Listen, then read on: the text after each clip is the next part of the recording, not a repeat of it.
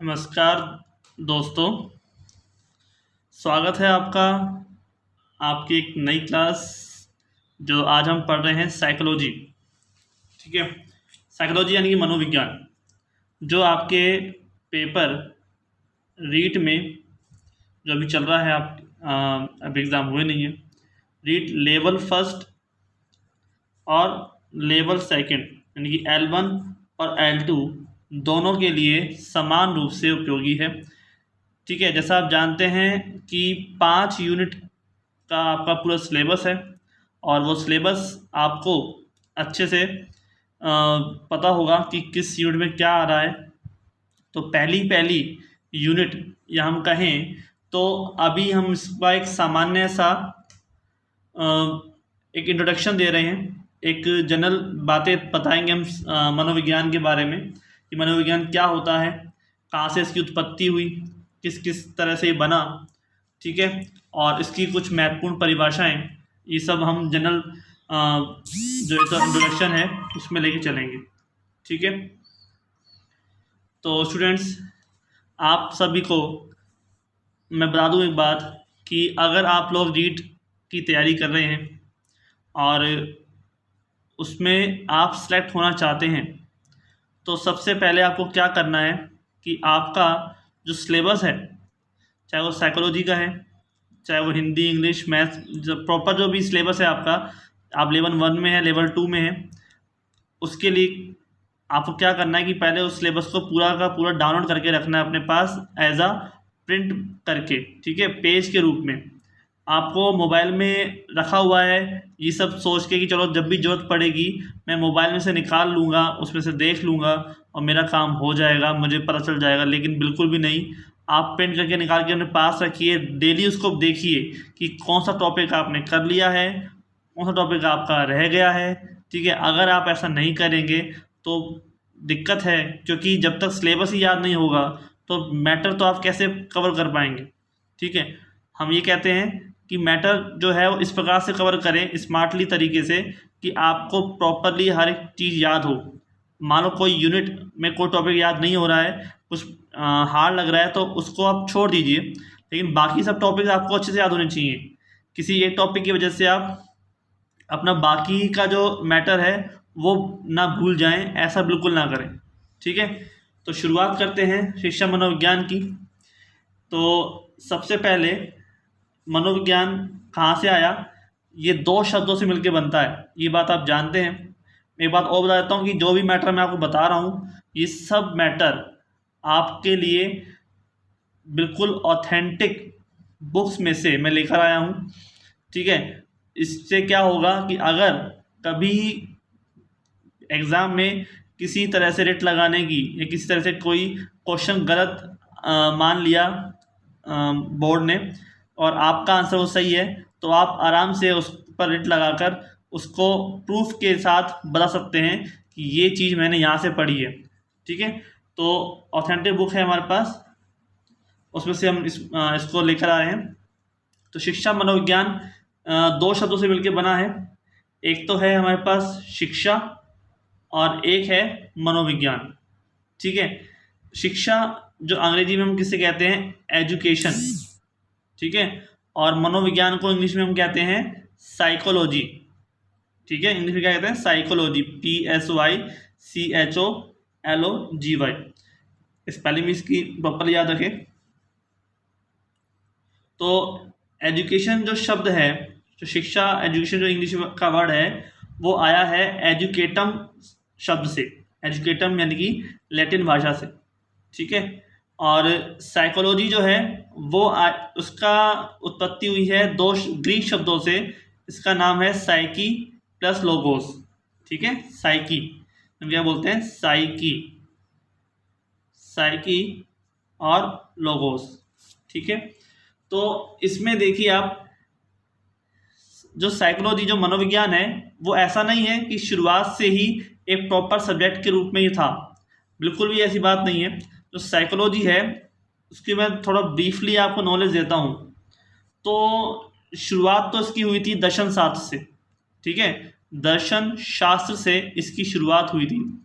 और आप लोग देखिए कि दर्शन शास्त्र में जो पुराने टाइम में जो दर्शन शास्त्री थे वो कौन थे। सबसे बड़े दर्शन शास्त्री थे सुकरात। सुकरात के शिष्य थे प्लूटो, और इनके शिष्य थे अरस्तु, और अरस्तु के शिष्य थे सिकंदर। ठीक है, समझ में आ रहा आप लोगों को? ठीक है, सुकरात के शिष्य थे प्लेटो, और प्लेटो के शिष्य थे अरस्तु, और अरस्तु के थे सिकंदर। सिकंदर कौन? सिकंदर महान, इसके बारे में आपने सुना है। ठीक है, जो पूरी दुनिया जीतने का सपना लेके चलता था कि हर एक जगह वो मेरी हो। तो अरस्तु और ये सब जो थे, ये सब थे दर्शन शास्त्री। क्या थे ये?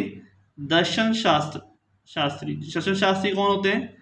जो बातें करते हैं आत्मा की, ठीक है, मन की और भगवान की, ये सब बातें जो करते हैं वो दर्शन शास्त्री कहलाते हैं। ठीक है, फिलोसफर्स हम कहते हैं। उन्हीं की बातों से, यानी ये क्या है, तो दर्शन शास्त्र का ही एक सब्जेक्ट था कौन? मनोविज्ञान। दर्शन शास्त्र का ही भाग था मनोविज्ञान। ठीक है, जो अरस्तु है, अरस्तु तो बहुत ही बड़े ज्ञानी थे। अरस्तु बहुत बड़े ज्ञानी थे। आपने सुना भी होगा, हर एक चीज़ कैसे जिनको ज्ञान था, हर एक क्षेत्र के अंदर। क्षेत्र कैसे? जैसे इसे हम कहते हैं, इन्हें फादर ऑफ बायोलॉजी भी कहते हैं, फादर ऑफ पॉलिटिकल साइंस भी कहते हैं, फादर ऑफ साइकोलॉजी भी कहते हैं, और फादर ऑफ, इनको हम एक होता है लॉजिक, मनोविज्ञान में एक पार्ट होता है लॉजिकल। ठीक है, फादर ऑफ लॉजिक भी कहते हैं। तो बहुत सारे क्षेत्रों में इनको पूर्णतः ज्ञान था। ठीक है, अरस्तु को। तो अरस्तु ने कहा था कि आप जब तक इच्छा हो सके, यानी कि अपने दिमाग में जो चाहे वो ला सकते हैं, जो चाहे आप सीख सकते हैं। ऐसा कोई ज़रूरी नहीं है कि आपको किसी एक चीज़ में ही प्रॉपरली चीज़ पता हो और बाकी चीज़ों को आप नहीं कर सकते, क्योंकि मैं तो एक चीज़ चुन ली है तो मैं आगे दिया दूसरी चीज़ क्यों सीखूं मैं। ठीक है, उनका ये मानना था। तो इन सब से जब दर्शन शास्त्र का एक विषय था मनोविज्ञान, तो धीरे धीरे बढ़ते बढ़ते, यानी कि आगे जब इसकी क्रम हुई और इसका विकास हुआ, तो मनोविज्ञान को एक अलग से विषय के रूप में पढ़ा जाने लगा। ठीक है, कोई दिक्कत नहीं। तो आगे चलते हैं। हमारे पास अब एजुकेशन, जो एजुकेटम शब्द से बना है, ये भी दो शब्दों से मिलकर बनता है, ई प्लस ड्यूको। ठीक है, तो बोलते हैं ड्यूको, और डीको का अर्थ होता है बाहर निकलना, और ई होता है अंदर से। अंदर से जो भी आपकी प्रतिभा है, जो भी आपका आप कर सकते हैं, आपका जो भी मन है, ठीक है, वो चीज़ आपके अंदर से बाहर निकालने का कार्य कौन करती है? एजुकेशन करती है, शिक्षा करती है।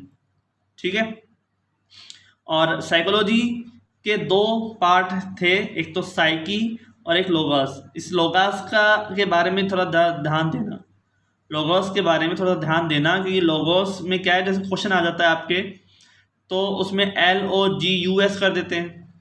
ठीक है, या LOGAS कर देते हैं, आपसे पूछने के लिए कि दो ग्रीक शब्द कौन कौन से हैं, तो आप इसका ध्यान रखिए कि ये LOGOS है। ठीक है, तो साइकी का मतलब होता है सोल का मतलब होता है आत्मा, और स्टडी का मतलब होता है अध्ययन। ठीक है, यानी कि आत्मा का अध्ययन। क्लियर? सोल का मतलब क्या होता है? आत्मा, और स्टडी का मतलब होता है अध्ययन। ये बात हम जानते ही हैं। तो आत्मा का अध्ययन या विवेचन करना साइकोलॉजी कहलाता है। क्योंकि पुराने ज़माने में सब लोग कहते थे कि शरीर में एक आत्मा है, ठीक है, क्योंकि भगवान से जुड़ी हुई है, ये सब चीज़ें मानते हैं। मन का एक मन होता है, मतलब कि मन का अस्तित्व था। ठीक है, धीरे करते करते चीज़ें चेंज होती गई, साइंस की तरक्की हुई, तो मनोविज्ञान के अंदर भी उसकी परिभाषाएं बदलती गई। पहले मन होते थे, उसके बाद मन के बाद चेतना हुई, चेतना के बाद आज क्या है? व्यवहार है। व्यवहार का जो विज्ञान है वही हमारे पास मनोविज्ञान है। ठीक है, तो वो चीज़ें हम सब पढ़ेंगे, ध्यान से पढ़ेंगे, कोई दिक्कत नहीं है, आप बस बने रहिए। याद रखिए कि जैसे मैं आपको पढ़ा रहा हूँ वैसे ही यूट्यूब पे पढ़ाने वाले बहुत हैं। आप कहीं से भी पढ़िए, इसका कोई भी इसमें कोई दिक्कत नहीं है, आप कहीं से भी पढ़िए, लेकिन बस जिससे भी पढ़िए उस टीचर पर विश्वास रखिए कि वो आपको सही पढ़ाएगा, वो सब कुछ अगर आपको टीचर पर विश्वास नहीं है या टीचर की आप इज्जत नहीं करते हैं, ठीक है, तो आप कहीं भी पढ़ लीजिए, आप कभी भी नहीं सीख पाएंगे। आप इसलिए नहीं सीख पाएंगे कि आपको ये लगेगा कि जो टीचर पढ़ा रहा है वो तो मुझे आता है, या उससे ज़्यादा तो मैं जानता हूँ ये क्या पढ़ा रहा है, तो गलत पढ़ा रहा है, ठीक है। ऐसा अगर आप सोचते हैं तो आप हर एक टीचर को चेक करते रहेंगे कि ये चीज़ सही नहीं बोली, ये चीज़ गलत बोली है, वहाँ पे तो वो मिल रहा था, ठीक है। अगर आप ऐसे ही घूमते रहेंगे तो आप किसी भी एक प्रॉपर सब्जेक्ट को कवर नहीं कर पाएंगे, आप सिर्फ नोट्स और मैटर को इकट्ठा करते रहेंगे और इतना टाइम हो जाएगा। क्योंकि आप जानते हैं कि रीट जो है 1.5 साल से अटकी हुई है और अभी भी लगभग 5 से 6 महीने आगे का टाइम मिलेगा इसको, और मतलब कि आपको 6 महीने मिल चुके हैं, ठीक है, जो जून में होने वाली थी। अब इस साल हो भी सकती है और नहीं भी, कुछ कह सकते नहीं, ठीक है। तो लगभग अभी आपको 4 से 5 महीने का समय तो मिला ही मिला है, ठीक है। तो आगे बात करते हैं कि शिक्षा क्या काम करती है। शिक्षा काम करती है बालक की अंतर्निहित क्षमताओं का प्रदर्शन करवाने की प्रक्रिया है। मतलब बालक के अंदर जो क्षमताएं छुपी हुई हैं वो बाहर निकल के आए, बालक की जो प्रतिभा है वो बाहर निकल कर आए, यही तो चाहती है शिक्षा। शिक्षा और क्या चाहती है? शिक्षा से अगर मान लो आप सोचिए कि आप एक बार की बात सोचिए, आप पढ़ लिए, आप सब लोग या तो BSc या फिर BSc B.Ed या BA B.Ed, ग्रेजुएशन के बाद B.Ed कर किए हुए होंगे, या हो सकता है कोई मास्टर भी होगा, मतलब कि PG भी कर रखी होगी। ये सब करने के बाद आपको कहीं बाज़ार में कहीं भी ऐसे व्यक्ति मिले जो आपसे बड़े हैं, उनके सामने आपका व्यवहार अच्छा नहीं हुआ, आपने उस छोटों से अच्छे से बात नहीं करी, करते हैं बड़ों से अच्छे से इज्जत से बात नहीं करते, तो आपका पढ़ा लिखा किस काम का? कोई काम का नहीं है ना। तो वही तो चीज़ है अंतर्निहित क्षमताओं का प्रदर्शन करवाने की, मतलब कि आप सीखो, आप अपना व्यवहार बदलो, आप से मिलके कोई कहे कि हाँ आप पढ़े लिखे हो, आप में कुछ बात करने का तरीका है, सलीका है, ठीक है।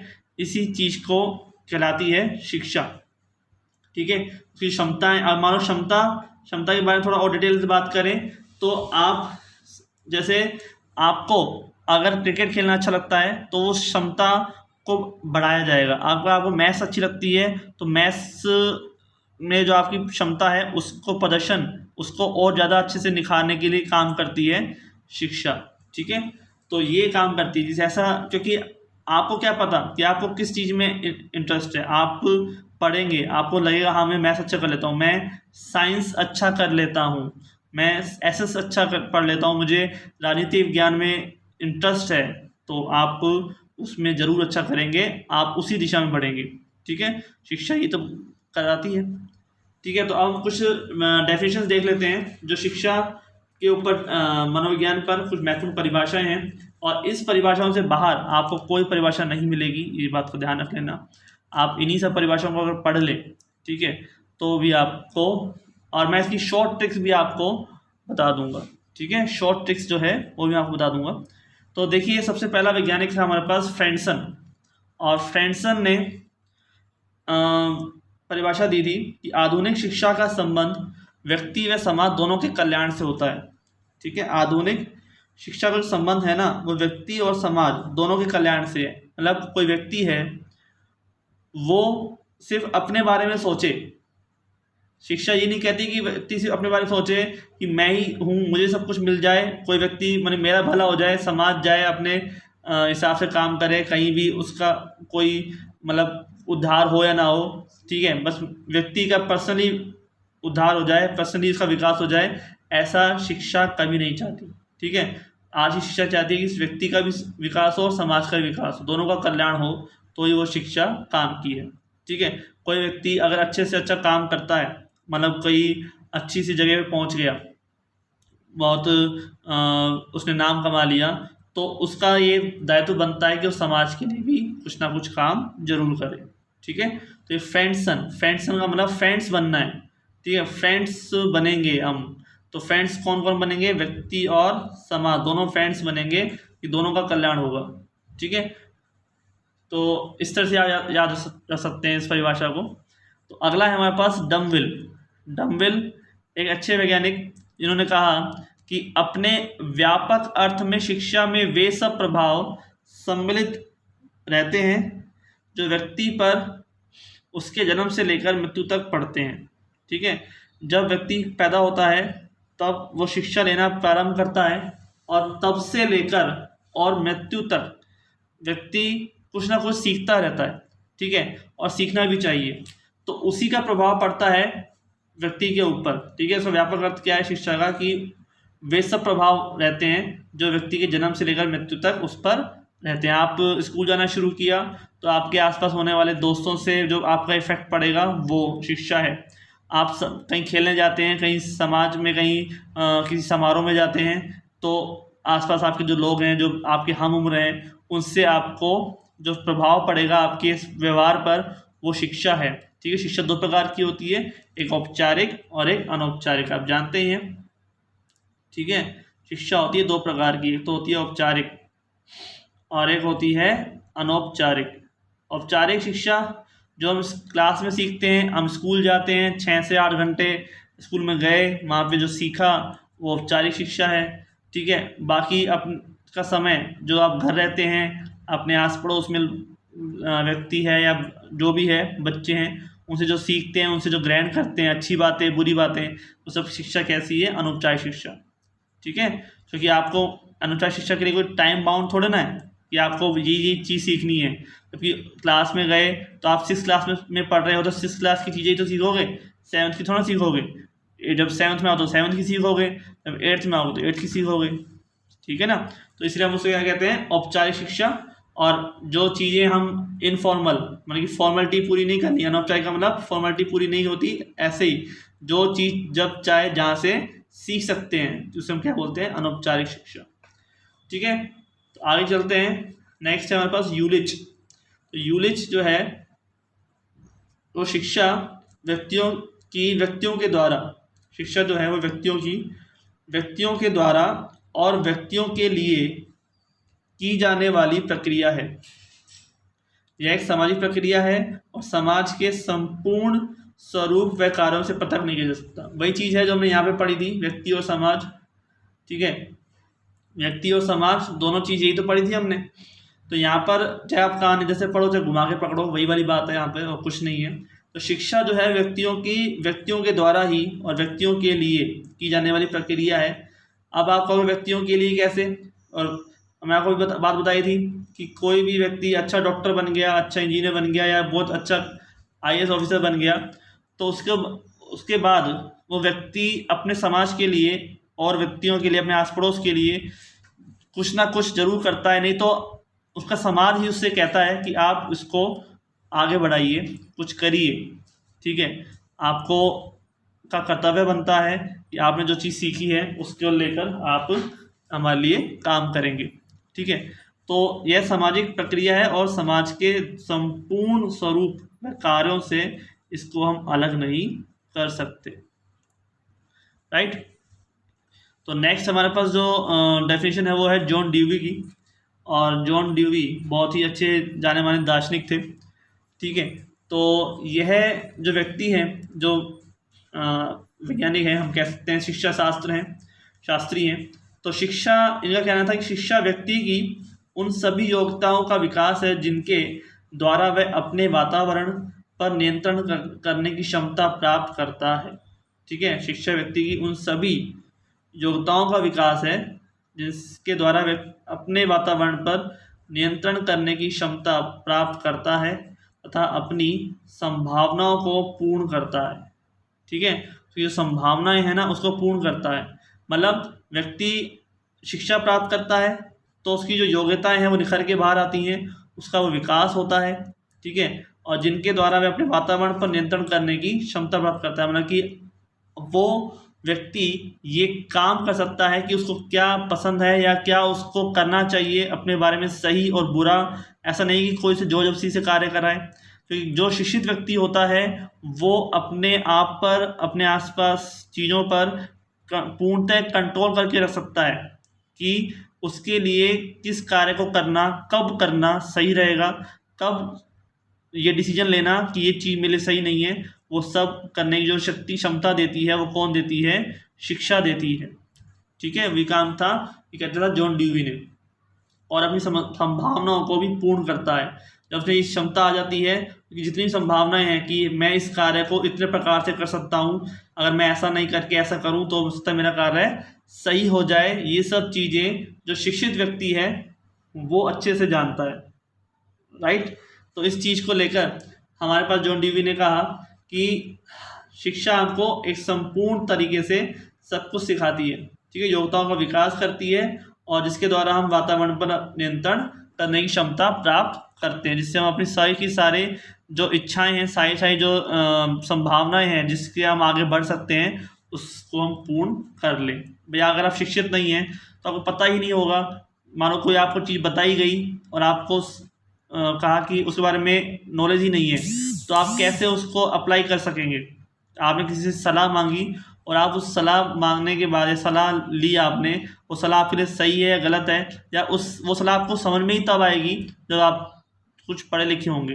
वरना जो व्यक्ति सामने वाला कुछ कहता रहेगा आप उसकी बात मानते रहेंगे और करते रहेंगे। ठीक है, शिक्षा इसलिए बहुत ही जरूरी है। आगे हमारे पास कॉल सैनिक ने कहा कि शिक्षा मानव की जन्मजात शक्तियों तथा योग्यताओं का विकास करती है। कॉल सैनिक जो वैज्ञानिक थे, शिक्षा जो है मानव की जन्मजात शक्तियों का तथा योग्यताओं का विकास करती है। देखिए, जन्मजात शक्तियाँ जो जन्म से होती हैं, एक वैज्ञानिक थे, वो मन नाम या मनु कह सकते हो, मन के नाम से एक शिक्षा शास्त्री थे या दार्शनिक थे। उन्होंने कहा था कि हर एक व्यक्ति जो है अपने जन्म से वंश के साथ वंशानुगत कुछ ना कुछ योग्यताएं लेकर पैदा होता है। ठीक है, तो उसका जो निखार करना है, उसको जो बाहर लेके आना है, उसका काम कौन करेगा? शिक्षा करेगी। ठीक है, जन्मजात जो शक्तियां हैं, यानी कि कोई व्यक्ति, आपको पता चल जाता है कि कितना अच्छा है, मतलब जन्म जब लेता है कोई बच्चा, तो उसके बारे में बड़े लोग उसको देखते बता सकते हैं, क्योंकि ये चीज़ें उस कहते हैं ना कि पूत के पाँव पालने में दिख जाते हैं।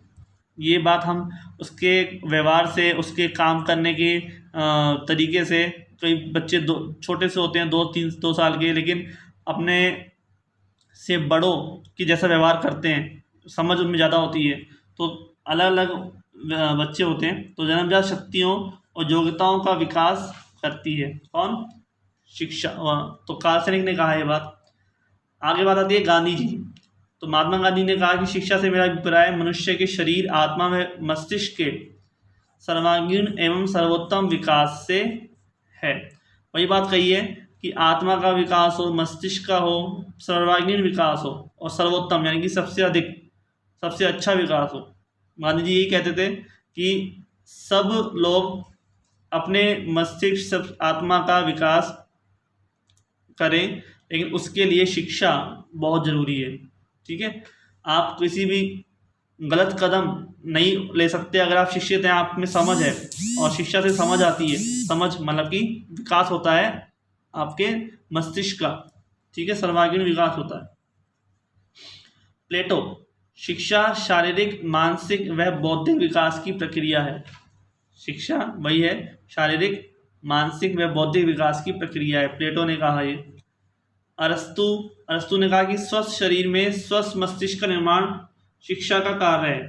स्वस्थ शरीर में स्वस्थ मस्तिष्क का निर्माण होता है। आप अगर बीमार हैं, जन्म से ही आप पैदा हुए, आपको कोई बीमारी हो गई, या किसी बच्चे को कोई बीमारी हो गई, वो बच्चा स्कूल में अच्छे से पढ़ नहीं पाया। ठीक है, स्कूल में जाता था तो उसको बीमारी की वजह से ज़्यादा टाइम छुट्टी लेनी पड़ती थी, उसको चेकअप कराना पड़ता था। सोचिए आप, उसकी जो स्कूलिंग है, उसकी जो स्कूली शिक्षा है, वो अच्छे से नहीं हो पाई। कि कैसे वो कर पाएगा? अगर स्वस्थ शरीर ही नहीं होगा तो उसका मस्तिष्क भी तो काम नहीं करेगा। अगर मान लो एक बार के लिए वो शरीर स्वस्थ नहीं है, तो अगर स्कूल में पढ़ने भी उसको भेज भी दिया जाता है तो भी वो ढंग से पढ़ पाएगा क्या? नहीं पढ़ पाएगा ना। उसको दिमाग उसका वहाँ चल ही नहीं पाएगा, उसका ध्यान रहेगा कि उसको दर्द होगा या जो भी उसकी बीमारी है उसकी वजह से वो उसका ध्यान पूरा का पूरा बुक पे किताबों पे नहीं होगा। तो स्वस्थ शरीर में स्वस्थ मस्तिष्क का निर्माण करना शिक्षा का कार्य है। अगर स्वस्थ शरीर है तो जरूर मस्तिष्क का जो निर्माण होगा वो स्वस्थ ही होगा। ये सब काम किसका है? शिक्षा का। फिर हमारी लास्ट जो डेफिनेशन है वो है स्पेंसर की। शिक्षा से तात्पर्य अंतर्निहित शक्तियों तथा बाह्य जगत में समन्वय स्थापित करना है। शिक्षा का तात्पर्य क्या है? अंतर्निहित यानी अंदर से जो निहित शक्तियां हैं उसका बाह्य जगत में समन्वय स्थापित करना है। बाह्य जगत से तालमेल बैठना चाहिए। आप हमेशा निराश रहेंगे, आपको कोई काम करना अच्छा ही नहीं लगेगा अगर आप शिक्षा के थ्रू आपके अंदर की जो भावनाएं हैं वो बाह्य जगत से मैच नहीं करेंगे। तो मतलब उसको मैच करना होगा। आप जरूरी नहीं है कि आप किसी के भी कहने से गुस्सा हो जाएं, किसी ने कुछ कहा तो उसकी बात मान के उससे लड़ना शुरू कर दें, क्योंकि अगर आप शिक्षित हैं तो कोई आपको बहका नहीं सकता। आप में कुछ की खुद की समझ है तो कोई आपको बहका नहीं सकता। आपको अपने डिसीजन, अपने जो भी निर्णय वो खुद ही लेने चाहिए और खुद ही ले सकते हैं अगर आप शिक्षित हैं तो। ठीक है, तो आज के लिए इतना ही रखते हैं, बाकी नेक्स्ट लेक्चर में मिलेंगे। तो ये डेफिनेशन हमारी ख़त्म हुई है और इसी के आगे जो पार्ट है हमारा वो उसको कंप्लीट करेंगे। ठीक है स्टूडेंट्स, तो आप कंटिन्यू पढ़ते रहिए। मेरा ये मानना है कि आप जितना अच्छे से इसको कवर अप करेंगे बस कंटिन्यू कर रखें। ठीक है, फ्री ऑफ कॉस्ट सब कुछ आपको यहाँ पे इतना अच्छा मैटर मिल रहा है और कहीं नहीं मिलेगा। ठीक है स्टूडेंट्स, थैंक यू।